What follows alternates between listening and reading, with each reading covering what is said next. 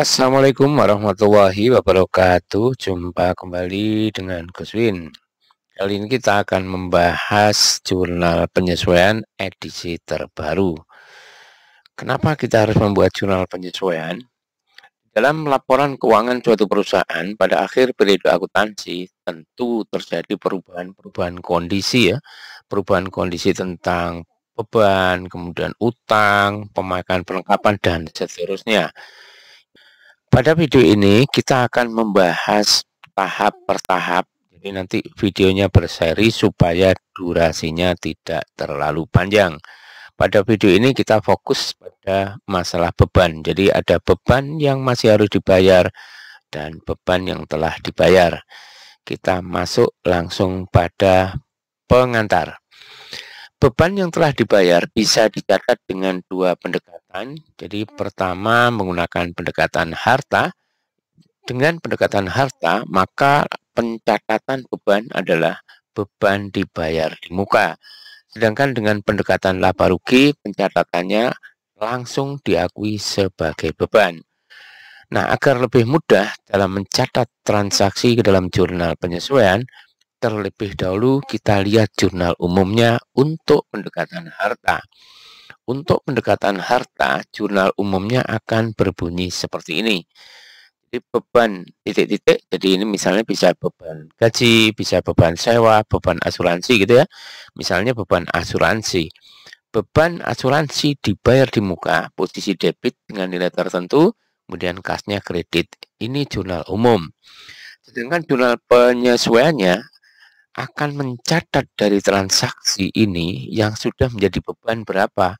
Makanya pencatatannya membalik posisi beban di muka ke posisi kredit, sedangkan yang akun baru adalah beban. Namanya beban apa terserah ya, bisa beban sewa atau beban asuransi. Kemudian angka yang ditulis di sini adalah angka yang benar-benar sudah berubah menjadi beban. Jadi periodenya sudah terlewati atau sudah dipakai. Nah, sekarang bagaimana kalau misalnya pencatatannya menggunakan pendekatan laba rugi? Kalau menggunakan pendekatan laba rugi, maka jurnal umumnya akan berbunyi seperti ini. Jadi langsung diakui sebagai beban. Misalnya beban asuransi, debit, kas kredit. Pada saat membuat jurnal penyesuaian di akhir tahun, nah ini ya di akhir tahun, posisi beban ini akan ditaruh di posisi kredit. Debitnya adalah ada kata-kata di muka. Jadi misalnya beban asuransi dibayar di muka. Boleh dicatat asuransi dibayar di muka. Dengan nilai tertentu. Kalau nilai yang di sini kan nilai transaksinya. Sedangkan di sini adalah akan mencatat nilai yang sebenarnya terjadi. Itu beban berapa. Nah, pastinya akan berubah. Nanti saya tunjukkan lebih jelas pada contoh ya. Kita lihat contoh saja. Pada contoh pertama, ini kita lihat di sini asuransi dibayar di muka. Berarti transaksi ini menggunakan pendekatan harta. Makanya ada kata-kata dibayar di muka. Di sini dikatakan ada nilai dari asuransi dibayar di muka adalah 3.600.000. 3.600.000 ini adalah untuk 1 tahun ya, untuk 1 tahun dibayar sejak Maret. Berarti kita akan membuat jurnal umum dulu. Kalau misalnya sudah lancar membuat jurnal umum, jurnal umum nggak usah dibuat ya. Caranya langsung aja dibalik posisi dia. Dia yang posisinya debit akan pindah ke posisi kredit gitu saja ya. Baik, kita buat jurnal umum dulu. Jurnal umum untuk transaksi tersebut adalah seperti ini. Ya, ini. Sehingga ketika dibuat jurnal penyesuaian akan menjadi seperti ini. Beban asuransi debit 3 juta, asuransi dibayar di muka, kredit 3 juta. Dari mana angka 3 juta ini? Angka 3 juta ini diperoleh dari bulan Maret sampai Desember adalah 10 bulan.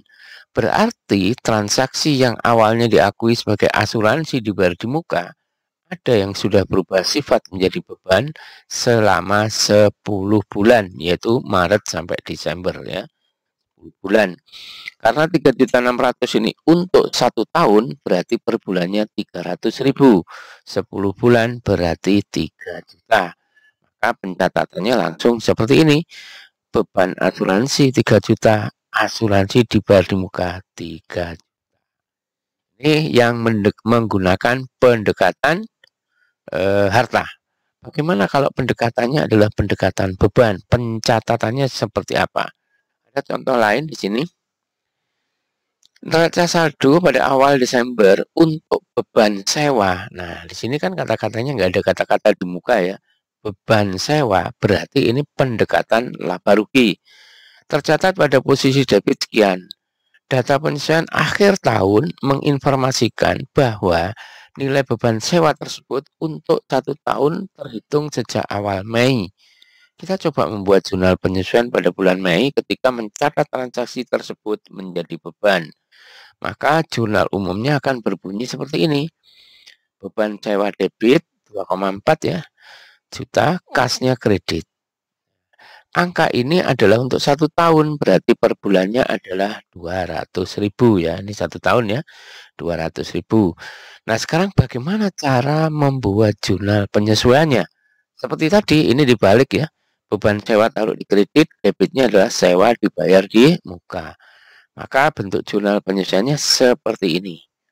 Nah, sekarang kita mulai harus membedakan angka yang tertulis di jurnal penyesuaian ya, berbeda dengan perhitungan ketika menggunakan pendekatan harta tadi ya.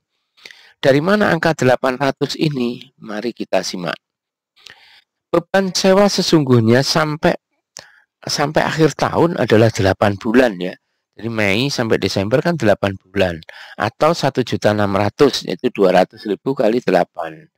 Sehingga nilai beban sewa sebesar 2,4 juta ini harus dikurangi 800 agar nilainya menjadi sekian. Mulai bingung? Mari kita simak baik-baik. Jadi pada bulan Mei kita itu mencatat transaksi 2,4 langsung mengakui sebagai beban.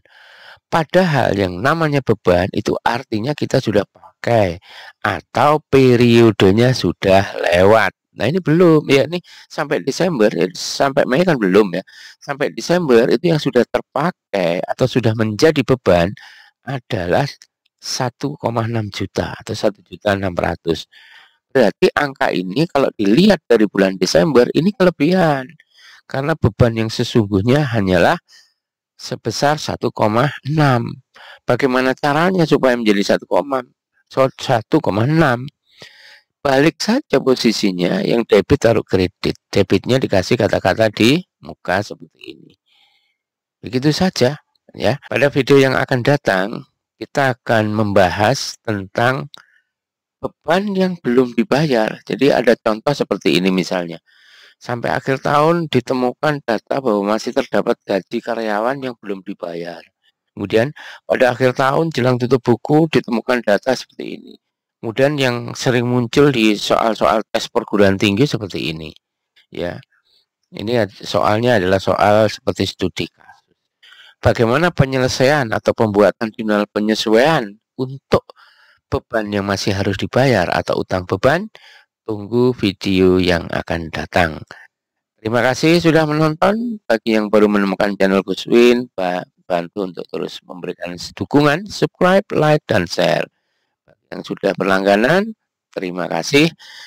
Sampai ketemu di video yang akan datang. Assalamualaikum warahmatullahi wabarakatuh.